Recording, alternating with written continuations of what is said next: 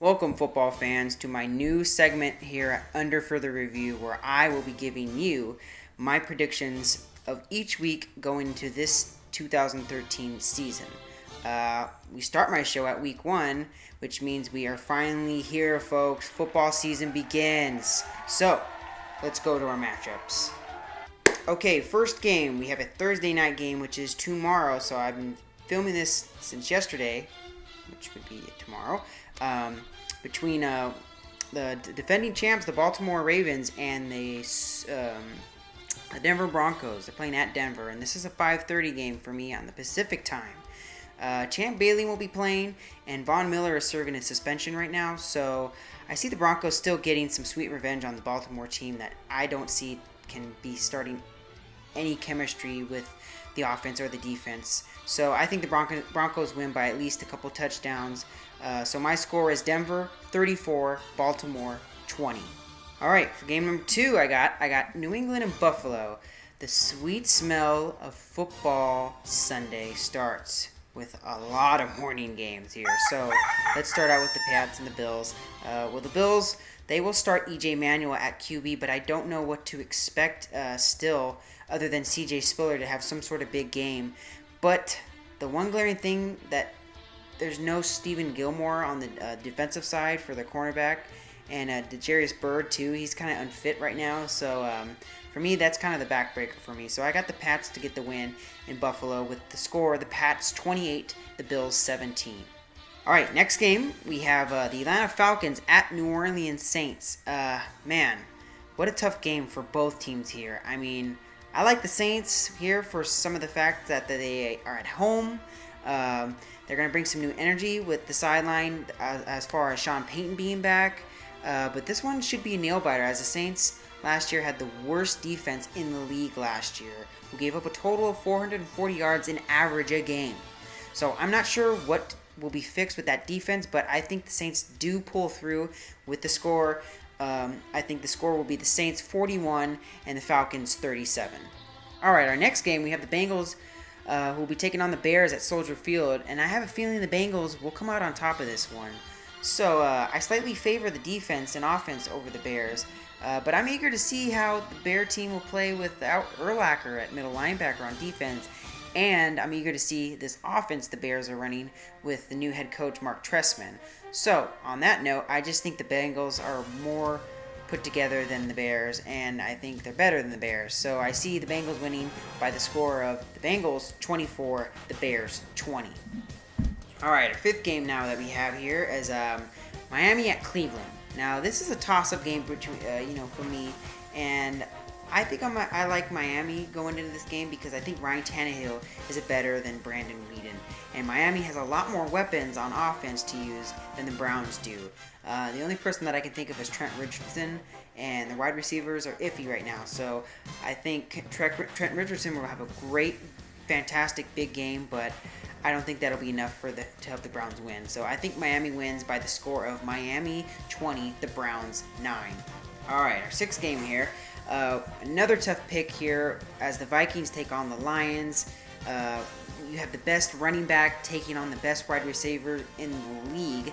So I'm going to take the underdog here. And I think the Vikings will spoil the Lions home opener here. I think AP just runs all over this team, but then yet again, I think we will see a pass-happy offense of Stafford and Megatron. So I'll take the Vikings because their defense is a little bit better than the Lions. But all in all, this should be an exciting and close game to the wire. So I think the Vikings win by the score of the Vikings 28, the Lions 27. All right, our seventh game here. The Titans go to Pittsburgh to play the Steelers, which I think the Titans will lose. Steelers have a great QB still in Ben Roethlisberger, but the offensive line could be trouble for them, and the Steelers have an aging defense. So I don't know how to feel about Jake Locker still. So for me, the Steelers get an easy one here. The score will be the Steelers 17, the Titans 10. All right, our eighth game.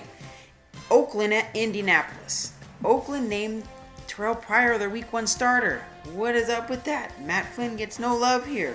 But I think that's going to be a non-factor still for me until I see how they perform against the Colts with Terrell Pryor. Luck and the Colts are still coming off a surprising season last year, and I think they used that momentum to get that win against the Raiders. Raiders to me just have too many holes still. Too many glaring holes on both sides of the ball. So I think Indy wins by the score of 26, the Raiders 13. Alright, ninth game. Kansas City at Jacksonville. The two worst teams of last year will face off in Jacksonville as the Chiefs look to like to have the upper hand here, I think. So let's see. The Chiefs have a quarterback in Alex Smith. They have a running back in Jamal Charles. And a defense that should be very dominant, and don't let the last year fool you. This defense is going to be good this year. The Jags, on the other hand, don't have a QB in what's his name, Blaine Gabbert. Yeah, they need a. This is it for him, by the way. He has to prove to me that he can really step up and be quarterback. Anyways, Maurice Jones-Drew looks to be building on a disappointing season last year. To me, this is just an easy win for the Chiefs here. They take it with the score, the Chiefs 31, the Jaguars 6. All right, 10th game here.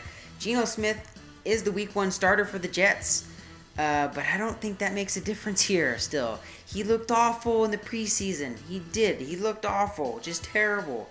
And to me, Tampa Bay is on the rise on the other end. So one thing I'm looking forward to in this game is the return of Darrelle Revis, who returns to New York as a Buccaneer. Yar! The Bucs will spoil the opener for the Jets with the score of the Bucs 45, the Jets 10. 7th game here. The last game in the morning will be Seattle at Carolina. This should be a grinder. I know a lot of people are overviewing this, but I'm going to throw this out here again, which I've been throwing out in my videos about Carolina. Carolina lost a lot of games by 7 points or less last year. I think it was about 10 games, I think.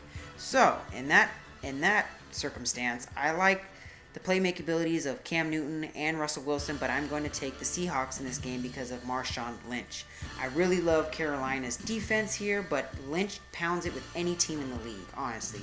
And I just feel, still at the same time, I'll be kicking myself at the end of this game for not going with my gut feeling with Carolina. Anyways, the smart pick here is Seattle, who I think wins close by a score of Seattle 24, Carolina 21. All right, we reached our doubleheader games. We have 2 afternoon games, and one of them will be Arizona and St. Louis. The Cards, I think, have a slight edge over the Rams, but I'm really interested to see how this team looks without Steven Jackson and with how they'll look with Tavon Austin. So I think Fitzgerald, on the other hand, gets some revival in his play as I see Palmer connecting a lot here. So I think the Cards do get the win with the score being the Cardinals 17, the Rams 13. All right, game number 13. Boy, oh boy, am I ready for this game. My Packers take on the San Francisco 49ers in a revenge game where I think Packers take the cake here and proving that the read option offense can be stopped. The 49ers are no joke, though, and I will be ready for the round and pound game that they run that I know oh so too well that they do and have constantly been doing to other teams in the league. But this game obviously will be a thriller, and there's no doubt it will be a thriller in Candlestick Park. I just can't wait to see this game. But I have the Packers winning with the score of 38, the 49ers 29.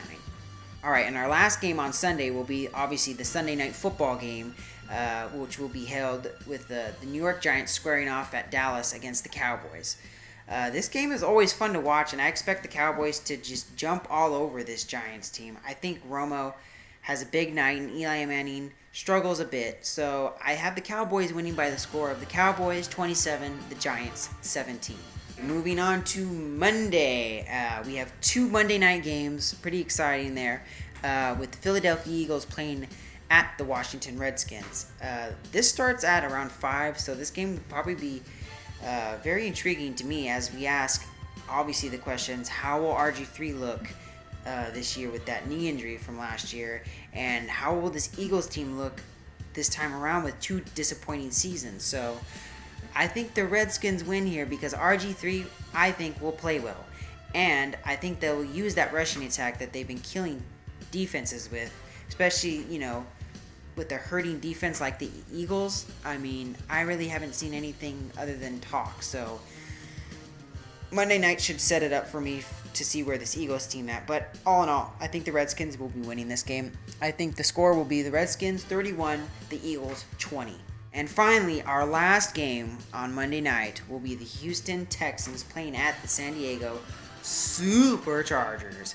I think this may be an easy game for Houston at San Diego, as I think San Diego is obviously going through a rebuilding process, and they are rebuilding for the future. So I do like the Chargers defense, as they are on the rise, but the offense is terrible. It stinks. So I'm just wondering how they're going to match up with J.J. Watt lining up on different sides of the line, because he has that ability to do that. And they got a lot of rookies or just vets that haven't really proven themselves yet to me. So I like the more balanced Houston team here to win the game, with the score of the Texans 27, the Chargers 23.